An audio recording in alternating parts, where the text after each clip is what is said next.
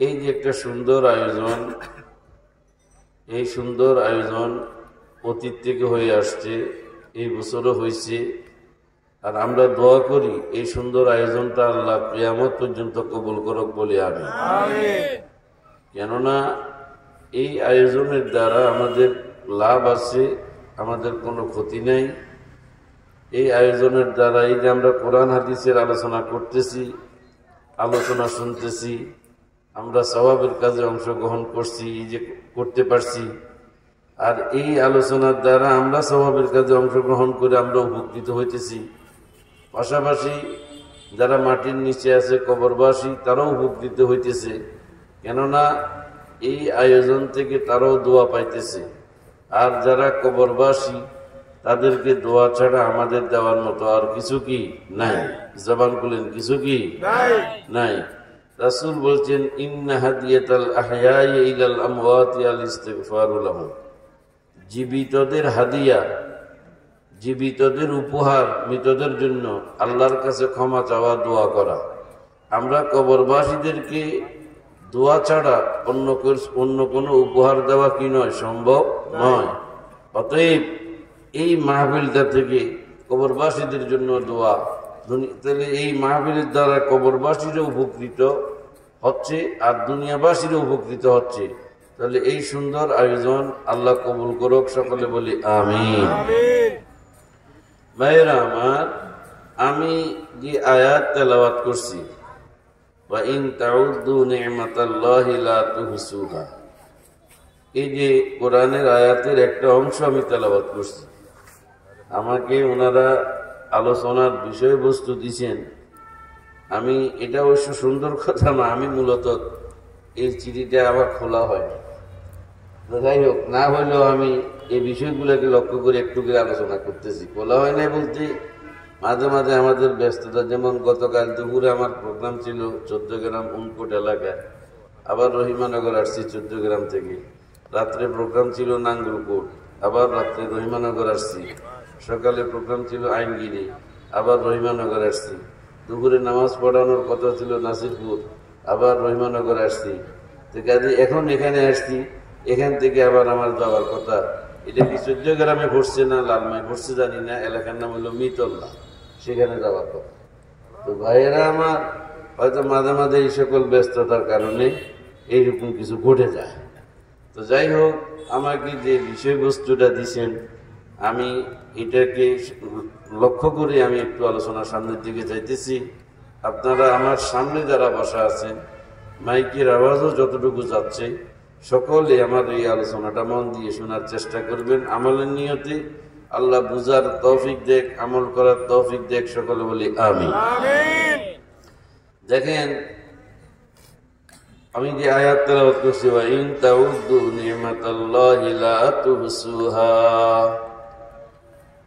আল্লাহ যত নিয়ামত আমাদেরকে দিলেন, যত নিয়ামত দিলেন, নিয়ামত যেগুলো আমরা খাইতেছি, ভক্ষণ করতেছি, ভোগ করতেছি, ব্যবহার করতেছি, এই সকল নিয়ামত আমাদেরকে জবান খুলেন দিল কে?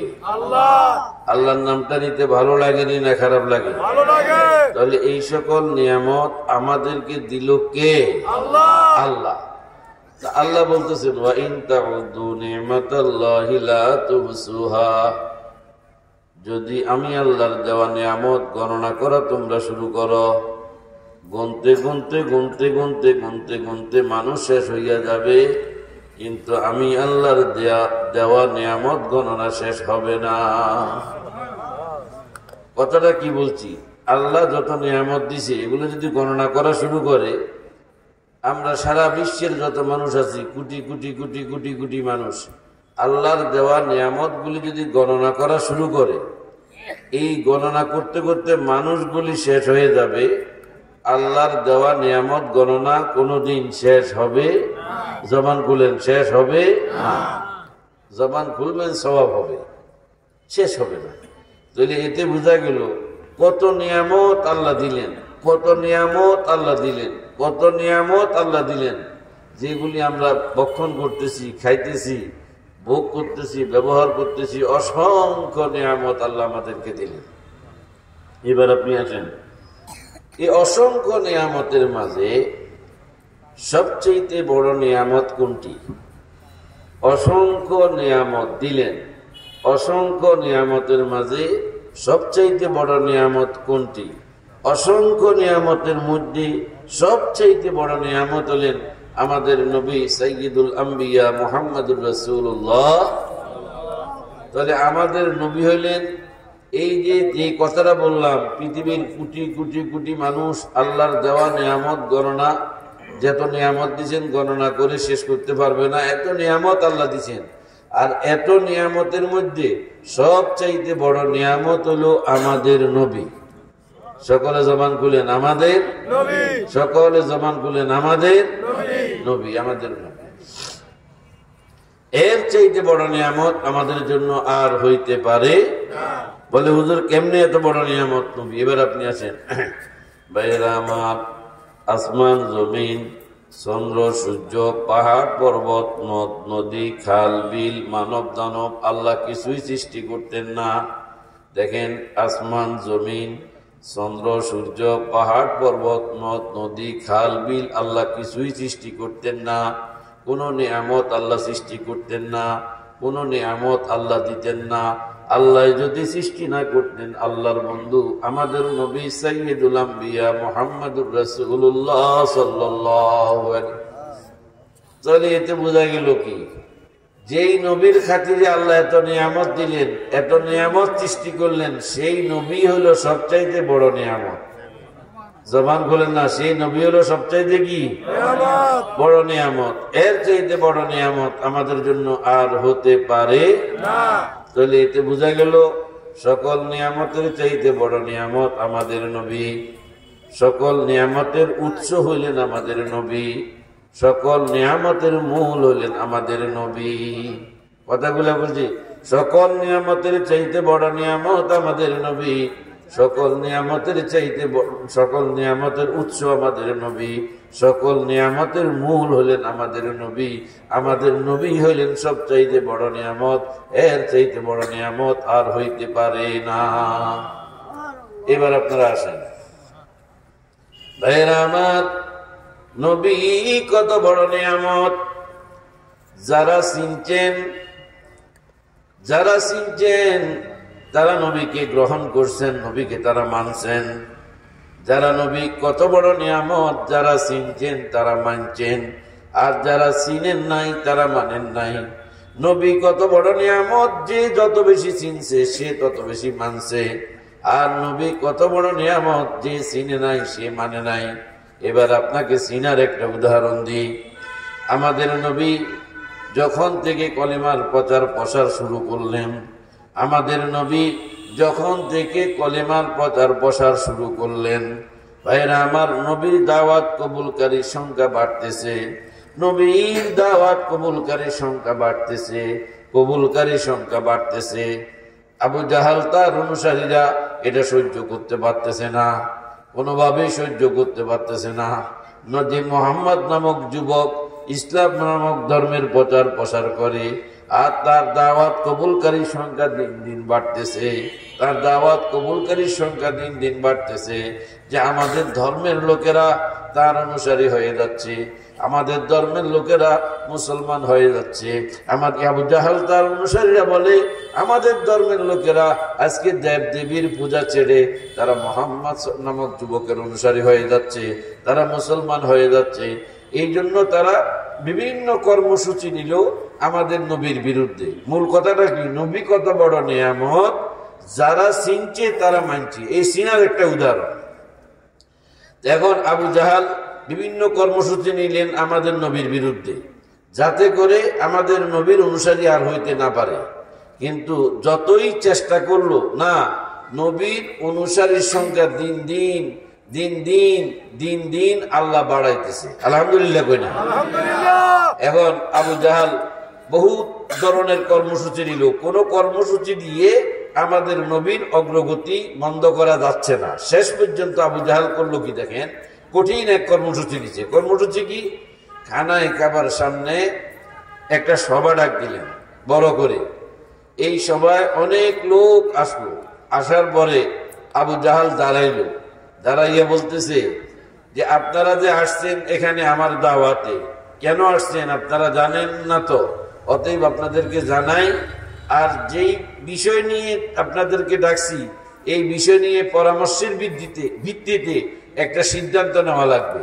তো তখন উপস্থিত লোকদেরকে বলল দাঁড়াইয়া যে আমাদের ধর্মের লোকেরা দিন দিন আস্তে আস্তে চলে যাইতেছে। কোথায় যাইতেছে? মোহাম্মদ নামক যুবক ইসলাম নামক ধর্মের প্রচার প্রসার করে, তার দাওয়াত তার কবুলকারীর সংখ্যা দিন দিন বাড়তেছে, আমাদের লোকগুলি চলে যাইতেছে। এখন মোহাম্মদের এই অগ্রগতি কিভাবে বন্ধ করা যায় আর আমাদের ধর্মের লোকগুলি যেন তার অনুসারী না হয়, এই জন্য কি পদক্ষেপ নেওয়া যায়, কি কর্মসূচি হাতে নেওয়া যায়, এই আলোচনার ভিত্তিতে এই সিদ্ধান্ত নেওয়ার জন্যই আজকে আমি এই সভাটা ডাকছি। তখন এবার আলোচনা শুরু হইল আমাদের নবীর বিরুদ্ধে। একজন একটা প্রস্তাব দেয় যে এটা করেন তাহলে মোহাম্মদের অগ্রগতি বন্ধ হবে, আরেকজন আরেকটা প্রস্তাব দেন যে এইটা করেন, এটা করলে মোহাম্মদের অগ্রগতি বন্ধ হবে। এইভাবে প্রস্তাব দিতে দিতে দিতে দিতে শেষ পর্যন্ত যেটা সিদ্ধান্ত হইল, সিদ্ধান্তটা কি দেখেন, যে নবী কত বড় নিয়ামত, যে চিনছে সে মানছে, এই কথাটা আপনাদেরকে বুঝাইতেছি। এরপরে দেখেন শেষ পর্যন্ত আলোচনার মাধ্যমে সিদ্ধান্ত হইল যে আপনি, একজনে বলল ইয়েমনের বাদশাহ হাবিব ইবনে মালিককে আমাদের মক্কা শরীফ এখানে আসতে বলেন। একজনে বলল আবু জাহাল কি, কেন? উনি যদি আসি খানায় কাবার সামনে দাঁড়াইয়া একটা বক্তৃতা দে, সকলকে বলে দে যে তোমরা কেউ বাপদাদার ধর্ম ছাড়বে না, মোহাম্মদ নামক যুবক ইসলাম ধর্মের প্রচার প্রসার করে, তার দাওয়াত তোমরা কেউ কবুল করবে না, এই কথাটা যদি সে বলে দে তাহলে সকলেই শুনবে। আবু জাহাল বলল ইয়েমনের বাদশাহ হাবিব ইবনে মালিক, সে বললে শুনবে, এটার কারণটা কি? তখন উত্তর দিল কারণ হলো এই, ইয়েমনের বাদশাহ প্রতি বৎসর তিনি ইয়ামান থেকে কয়েকবার মক্কায় আসেন, একবার আসার সময় অনেক টাকা পয়সা নিয়ে আসেন, এগুলি মক্কাবাসীর কাছে বিতরণ করেন, এগুলি শেষ হয়ে গেলে তিনি আবার ইয়ামান চলে যান। এরপরে দেখা গেছে আবার কিছুদিন ইয়ামান থাকার পরে আবার পুনরায় মক্কায় তিনি আসেন, আসার সময় অনেক কাপড় চোপড় নিয়ে আসেন, এগুলি মক্কাবাসীর কাছে বিতরণ করেন, এগুলি শেষ হয়ে গেলে উনি আবার চলে যাইয়া ইয়ামনে তিনি গেছেন, সেখানে কিছুদিন থেকে আবার তিনি কিছু খাদ্য সামগ্রী নিয়ে আবার তিনি মক্কায় আসেন, এগুলি মক্কাবাসীর কাছে বিতরণ করেন। এখন মক্কাবাসী প্রতি বছর উনার থেকে কয়েকবার করে পায়, একবার কাপড় চোপড় পায়, একবার টাকা পয়সা পায়, একবার খাওয়া দাওয়ার জিনিস পায়, যার কারণে মক্কাবাসী ওনাকে খুব ভালোবাসে। এখন উনি যদি কোনো কথা বলেন মক্কাবাসীর উদ্দেশ্যে যে তোমরা ইসলাম নামক ধর্মের প্রচার প্রসার যিনি করেন তোমরা তার কথা শুনিও না, তোমরা তাকে মানিও না, তাহলে উনার কথাটা তারা শুনবে। এখন আবু জাহাল বলল হ্যাঁ, এটা তো একটা সুন্দর যুক্তিসঙ্গত কথা হইল, ঠিকই ইয়ামানের বাদশাহ আসি নিষেধ করলে তার কথা শুনবে, কেননা মক্কাবাসী ওনাকে বেশি ভালোবাসে। আর ভালোবাসার পিছনে কারণ হলো তিনি প্রতি বৎসর মক্কায় কয়েকবার আসেন, বিভিন্ন ধরনের জিনিস বিতরণ করেন। ভাইয়েরা আমার, এবার আবু জাহাল চিঠি লিখলেন ইয়ামানের বাদশার কাছে, লোক পাঠাইলেন যে আপনি দেরি না করে তাড়াতাড়ি আসেন মক্কায়, দাওয়াত দিলেন। তো মক্কায় যখন তিনি চিঠি পাইয়া আসলেন, আসার পরে খানায় কাবার সামনে অনেক লোক, তখন আবু জাহাল তার অনুসারীরা ইয়ামানের বাদশাকে বুঝাইলেন যে মোহাম্মদ নামক একটা যুবক ইসলাম নামক ধর্মের প্রচার প্রসার করে, এই যে দেখা গেছে তার দাওয়াত কবুলকারীর সংখ্যা দিন দিন বাড়তেছে। তো এখন আমাদের ধর্মের অস্তিত্ব থাকবে না কিছুদিন পরে, এইভাবে যদি লোকগুলি চলে যায়। আবু জাহাল বলল তো এখন আপনাকে আনছি আমরা দাওয়াত দিয়া, মোহাম্মদ বুঝাইতেছে খারাপ খারাপ খারাপ নিকৃষ্ট লোক, আমরা সকলে বলি নাউজুবিল্লাহ। তো এখন ইয়ামানের বাদশা বললেন, যেই লোকটার বিরুদ্ধে আবু জাহালকে বললেন আপনি এতক্ষণ কথা বললেন, যেই লোকটার বিরুদ্ধে এতগুলি লোক আমাকে বুঝাইতেছে যে আমি তার বিরুদ্ধে বক্তৃতা দেওয়ার জন্য, তার কথা যেন কেউ না শুনে, যেই লোকটার বিরুদ্ধে এতক্ষণ বুঝাইলেন আমাদেরকে, যে লোকটা খারাপ খারাপ খারাপ বলতেছেন, এই লোকটার সাথে আমি আগে কথা বলবো, কথা বলে তারপরে আমি সিদ্ধান্ত নেব আমি তার বিরুদ্ধে বক্তৃতা দিব কি দিব না। ভাইয়েরা আমার, এরপরে ইয়েমনের বাদশা পয়গাম পাঠাইলেন, খবর পাঠাইলেন, লোক পাঠাইলেন আমাদের নবীর কাছে। মূল কথাটা হলো আমাদের নবী কত বড় নিয়ামত, যারা চিনছে তারা মানছে, কথা কিন্তু এটা। এরপরে লোক পাঠাইলেন, লোক পাঠানোর পরে লোক গেল, যাইয়া সেখানে বললেন যে আমাদের নবীকে বললেন ইয়েমনের বাদশা আসছেন হাবিব ইবনে মালিক, তিনি খানায় কাবার সামনে আছেন, তিনি আপনার সাক্ষাৎ চায়, তিনি আপনার দিদার চায়, তিনি আপনার সাক্ষাৎ চায়, তিনি আপনার সাক্ষাৎ চায়। এখন এই কথা বললো, আর আমাদের নবী ঘর থেকে বাইর হইলেন। বাইর হওয়ার সময় হযরত আবু বকর সিদ্দিক রাদিয়াল্লাহু তাআলা আনহু রাসূলের সাথে সাথে বাইর হইলেন। তাহলে এখন একটা প্রশ্ন, ইয়েমনের বাদশা এখনো চিনেন নাই আমাদের নবী কত বড় নিয়ামত, না চিনার কারণে তিনি খবর দিয়েছেন। যদি চিনতো তাহলে তিনি কি আমাদের নবীর সাথে দেখা করতো না খবর দিত? দেখা করতো। জবান বলেন কি করতো? দেখা করতো। কিন্তু উনি তো খবর দিলেন। এখন আমাদের নবী খবর পাইয়া দেরি করলেন না, আর রওনা হইলেন। পিছে পিছে হযরত আবু বকর সিদ্দিক রাদিয়াল্লাহু তাআলা আনহু আসলেন। ভাইরা আমার, কিতাবের মধ্যে লেখে খানায়ে কাবাতে তখন বহু লোক অপেক্ষায় ছিলেন, হাজার হাজার লোক এখানে খানায়ে কাবার সামনে ছিলেন। তারা আমাদের নবীর বিরুদ্ধে কথাবার্তা বলতেছে, তারা আমাদের নবীর বিরুদ্ধে কথাবার্তা বলতেছে। কিতাবের মধ্যে লেখে আমাদের নবী ইয়েমনের বাদশার খবর পাইয়া যখন খানায়ে কাবার সীমানার মধ্যে পা দিলেন, তখন খানায়ে কাবার মধ্যে যত মানুষ ছিল এই মানুষগুলি চুপ হইয়া গেল, একেবারে স্তব্ধ হইয়া গেল। কারণ এখানে কে আসছেন? রাহমাতুল লিল আলামিন। সকলে জবান খুলেন রাহমাতুল লিল আলামিন। নবী আসছেন এখানে। তারা একেবারে চুপ হয়ে গেল, তারা চুপ হয়ে গেল, কোনো কথা নাই। আমাদের নবী খানায়ে কাবার সীমানায় ঢোকার পরে আস্তে আস্তে আস্তে আস্তে খানায়ে কাবার সামনে আসলেন। ইয়েমনের বাদশা সেখানে বসা আছেন, ইয়েমনের বাদশা সেখানে বসা আছেন। ভাইরা আমার, আমাদের নবী ইয়েমনের বাদশার চেহারার দিকে তাকায় রইলেন। ইয়েমনের বাদশা আমাদের নবীর নূরানি চেহারার দিকে তাকায় রইল। ভাইরা আমার, আমাদের নবী ইয়েমনের বাদশার চেহারার দিকে তাকায় রইলেন, আর ইয়েমনের বাদশা আমাদের নবীর নূরানি চেহারার দিকে তাকায় রইল। কি চেহারা? নূরানি। জবান বলেন কি চেহারা? নূরানি চেহারার দিকে, পবিত্র চেহারার দিকে, বরকতময় চেহারার দিকে সে তাকায় রইল। সে কিছু বলে না, সে কিছু বলে না। আমাদের নবী কিছুক্ষণ পরে প্রশ্ন করলেন, ও ইয়েমনের বাদশা হাবিব ইবনে মালিক, তুমি আমাকে কেন খবর দিছিলা? তুমি আমার সাক্ষাৎ কেন চাইলা? তুমি আমার সাক্ষাৎ কেন চাইলা? আমি তো এখানে আসলাম, তুমি তো কিছুই বলতেছো না। ইয়েমনের বাদশা তারপর বলেন, আমি আপনার সাক্ষাৎ চাইলাম, আপনি নাকি নবী দাবি করেন, আপনি নাকি নবী দাবি করেন। হ্যাঁ, আমি তো নবী দাবি করি। আমি যদি আপনার নবুয়তের কোনো প্রমাণ চাই আপনি দিতে পারবেন কিনা? আল্লাহর রহমতে পারবো। জবান করুন, আল্লাহর রহমতে কি পারবো। সে তো আগেই আবু জাহালকে কথা দিছে যে আগে আমি যার বিরুদ্ধে এত অভিযোগ দিলে তোমরা, যে যুবকটার বিরুদ্ধে, যিনি ইসলাম নামক ধর্মের প্রচার করে, যার বিরুদ্ধে এত অভিযোগ, এত অভিযোগ, এত অভিযোগ, এই শহ মানুষ তোমরা এখানে যার বিরুদ্ধে এত অভিযোগ দিলা, আমি আগে তার সাথে কথা বলে তারপর আমি সিদ্ধান্ত নিব আমি তার বিরুদ্ধে বক্তৃতা দিব কি দিব না। ভাইয়েরা আমার, এইবার আপনি আসেন। আমাদের নবী বললেন, নবুয়তের প্রমাণ চাইলো ইয়েমনের বাদশা। আমি ইনশাল্লাহ দিতে পারবো। নবুয়তের প্রমাণ হিসাবে কি চাও তুমি? ইয়েমনের বাদশা বললেন, আমি দুইটা জিনিস চাই। নবুয়তের প্রমাণ হিসাবে কি চান? দুইটা জিনিস চাই। কি চান? দুইটা জিনিস চাই। দুইটা জিনিস কি কি? নবুয়তের প্রমাণ হিসেবে চাইলেন। ইয়েমনের বাদশা বললেন, একটা হলো আমার অন্তরের মধ্যে কি আছে এই কথাটা বলবেন, আর একটা হলো আপনি আমাকে একটা আসমানি মুজিজা দেখাইবেন। আপনি আমাকে আসমানি মুজিজা দেখাইবেন, নবুয়তের প্রমাণ হিসেবে চাইলো। আর আমার অন্তরের মধ্যে কি আছে এই কথাটা বলবেন। আল্লাহ তাআলা তার বন্ধুকে, আমাদের নবীকে এর চাইতে আরো বেশি ক্ষমতা দিয়েছেন। এই বিশ্বাস আমাদের আছে না? এই বিশ্বাস তো আমাদের আছে।